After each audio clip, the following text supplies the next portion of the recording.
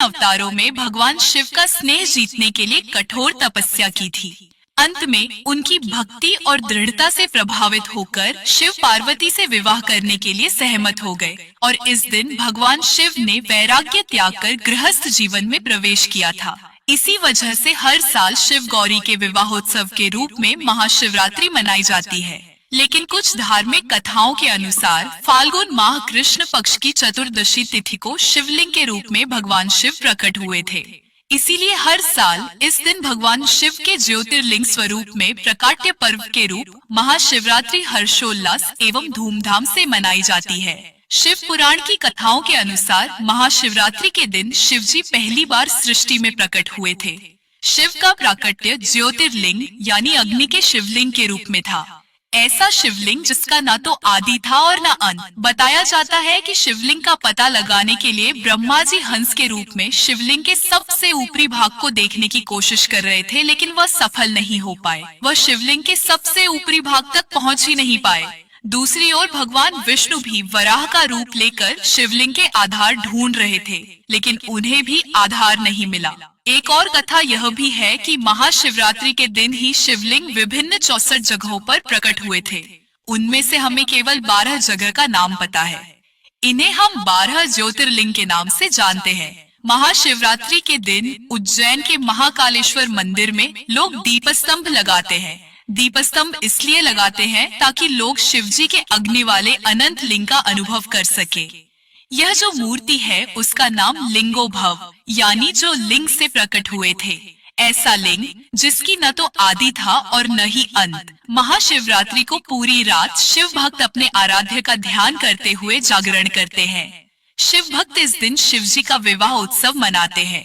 वहीं इस पावन अवसर पर हर शिव पार्वती भक्त व्रत रखते हैं और उन्हीं भक्तों के लिए शिव पुराण में महाशिवरात्रि व्रत कथा भी बताई गई है। लेकिन यह कथा शिव पार्वती की शादी से जुड़ी नहीं, बल्कि कथा के अनुसार जाने अनजाने में भी जो मनुष्य और जीव भी महाशिवरात्रि का व्रत कर लेता है वह शिव कृपा का भागी बन जाता है और उससे यमराज के दूत भी दूर जाते हैं। इस कथा को अंत तक सुनिए। किसी भी व्रत कथा को आधा अधूरा नहीं छोड़ा जाता। भोलेनाथ क्रोधित हो जाते हैं, लेकिन कथा को सुनने से पहले कथा को लाइक जरूर किया करें, क्योंकि भोलेनाथ की कथा को लाइक करने से हम पुण्य के भागीदार बनते हैं। और कमेंट सेक्शन में भोले बाबा के सच्चे भक्त लिखे ओम नमः शिवाय। हिंदू रिलीजियस टेल्स चैनल को सब्सक्राइब करके बेल आइकन का बटन दबाना बिल्कुल भी ना भूलिए। शिव पुराण के कोटिरुद्र संहिता में वर्णित कथा के अनुसार पौराणिक काल में किसी वन में एक भील रहता था जिसका नाम था गुरुद्रोह।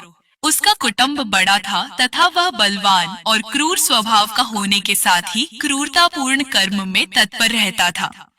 वह प्रतिदिन वन में जाकर मृगों को मारता और वहीं रहकर नाना प्रकार की चोरियां करता था। उसने बचपन से ही कभी कोई शुभ कर्म नहीं किया था।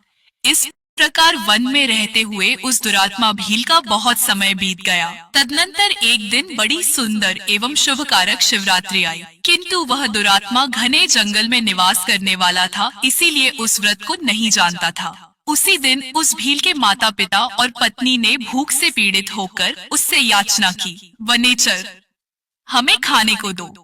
उनके इस प्रकार याचना करने पर वह तुरंत धनुष लेकर चल दिया और मृगों के शिकार के लिए सारे वन में घूमने लगा।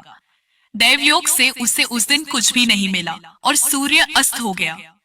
इससे उसको बड़ा दुख हुआ और वह सोचने लगा, अब मैं क्या करूं, कहाँ जाऊं? आज तो कुछ नहीं मिला। घर में जो बच्चे हैं उनका तथा माता पिता का क्या होगा?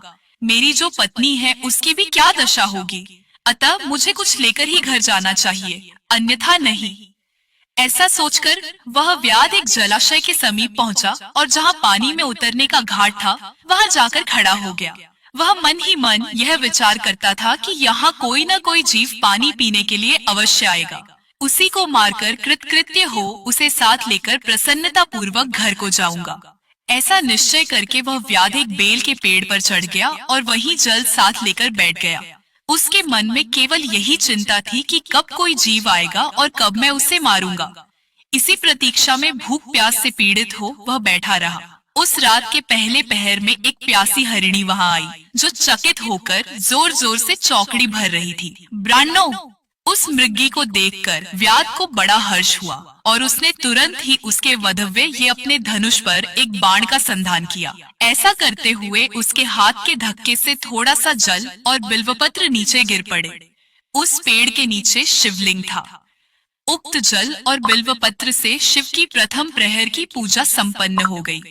उस पूजा के माहात्म्य से उस व्याध का बहुत सा पातक तत्काल नष्ट हो गया। वहां होने वाली खड़खड़ाहट की आवाज को सुनकर हरिणी ने भय से ऊपर की ओर देखा। व्याध को देखते ही वह व्याकुल हो गई और बोली। मृगी ने कहा, व्याध, तुम क्या करना चाहते हो, मेरे सामने सच सच बताओ। हरिणी की वह बात सुनकर व्याध ने कहा, आज मेरे कुटुंब के लोग भूखे हैं, अतः तुमको मारकर उनकी भूख मिटाऊंगा, उन्हें तृप्त करूंगा। व्याध का वह दारुण वचन सुनकर तथा जिसे रोकना कठिन था, उस दुष्ट भील को बाण ताने देखकर मृगी सोचने लगी कि अब मैं क्या करूं, कहाँ जाऊं, अच्छा कोई उपाय रचती हूँ। ऐसा विचार कर उसने वहाँ इस प्रकार कहा। More orders. We'll be here till late. You handle the kitchen, I'll make